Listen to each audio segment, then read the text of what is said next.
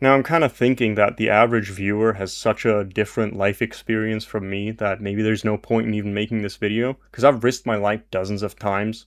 Uh, Probably around 50 times, I've gone out and done something where I didn't expect to come back alive, and not in a military context. I'm not going to talk about what it is exactly that I was doing. But I think you might still be able to get something out of it even if you've never risked your life ever. So let me just tell you how it is that I approached it mentally, and maybe you can get something out of it. So, 9 times out of 10, someone will tell you, well, you have these doubts and you have to be disciplined and shove the doubts down and just hyperfixate on your goal, hyperfixate on your mission, the tasks you have to do, and then you can cry about it when you're done, right?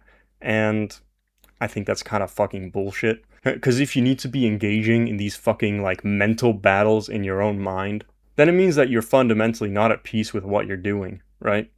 So what I would do when I'd be, let's say, on my way to do the thing, and I'd be thinking, I can die in this way, I can die in this way, and my life's just going to be over, everything I've experienced will all be for nothing, all my plans and expectations will all be for nothing. And instead of shoving those thoughts down, I would just focus on it. I would do the opposite. I would try to, in my mind, I try to move towards the thing that was causing me anxiety. And once you just think about it enough, once you spend enough time with it stops being all that scary. Like, not from one moment to the next, but it's kind of just, at some point it just becomes mundane, if you know what I mean. Like, after the 30th time of contemplating your mortality and your impending death, it's kind of like it loses its emotional intensity, if you know what I mean. And then once you get to that point, like, nothing can really touch you anymore. Then you're, like, free of having to wage these mental battles with yourself, if you know what I mean. Like, you can just actually focus on what it is you need to do. And yeah, obviously going out and doing something where I expected to die is pretty extreme, but I think you can probably think of ways to apply this to your own life. And your life might turn out to be a lot riskier than you expect and a lot more dangerous than you expect.